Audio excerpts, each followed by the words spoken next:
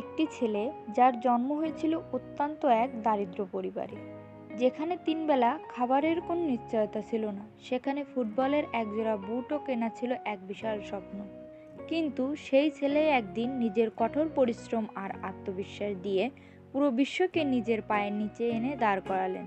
তিনি আর কেউ নন, the greatest of all time, Cristiano Ronaldo.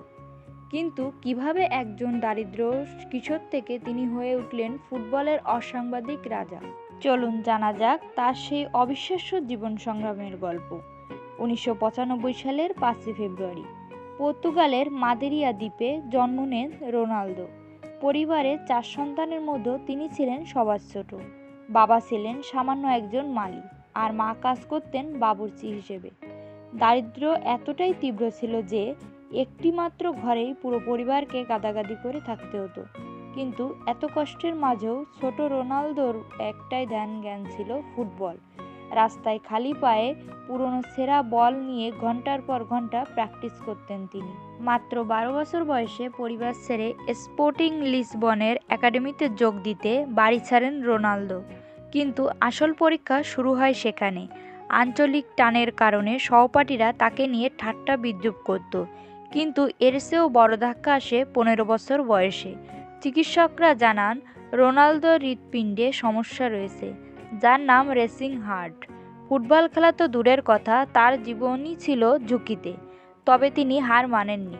অত্যন্ত বিপজ্জনক একটি লেজার অপারেশন করিয়ে আবারও মাঠে ফিরে আসেন রোনালদো।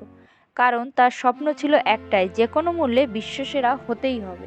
2003 সালে স্পোর্টিং লিসবনের বিরুদ্ধে ম্যানচেস্টার ইউনাইটেডের একটি প্রীতি ম্যাচ রোনালদোর ভাগ্য বদলে দেয়। 18 বছরের রোনালদোর খেলা দেখে কিংবদন্তি কোচ স্যার অ্যালেক্স ফার্গুসন আর দেরি করেননি। তাকে সাইন করান ইউনাইটেডে, তুলে দেন বিখ্যাত নম্বর জার্সি নম্বর 7।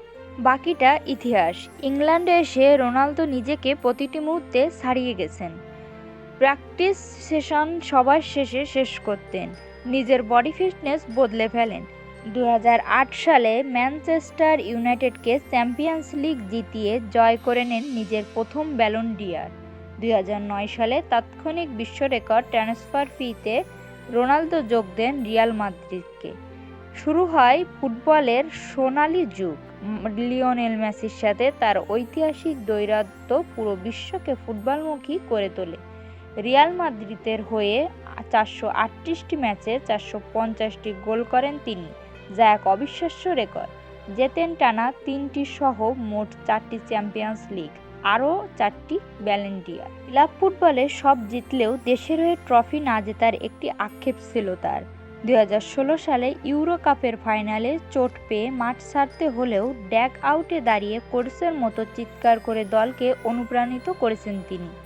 সে বছরই পর্তুগালকে প্রথম বড় কোনো ট্রফি এনে দেয় তিনি। আন্তর্জাতিক ফুটবলের সর্বোচ্চ গোলের রেকর্ডটি আজও তার দখলে। আজ 38 বছর বয়সেও রোনালদো যেভাবে মাঠে লড়াই করেছেন তা প্রমাণ করে যে কঠোর পরিশ্রম এবং অদম্য ইচ্ছাশক্তির সামনে বয়স কেবল একটি সংখ্যা মাত্র। শূন্য থেকে শুরু করে কিভাবে কঠোর পরিশ্রমের চূড়ায় পৌঁছানো যায় তার নামই ক্রিস্টিয়ানো রোনালদো। রোনালদোর এই গল্প থেকে আপনার সবচেয়ে বড় অনুপ্রেরণা কী? কমেন্ট করে নিচে জানান। আর ভিডিওটি ভালো লাগলে লাইক ও সাবস্ক্রাইব করতে ভুলবেন না কিন্তু। ধন্যবাদ সকলকে।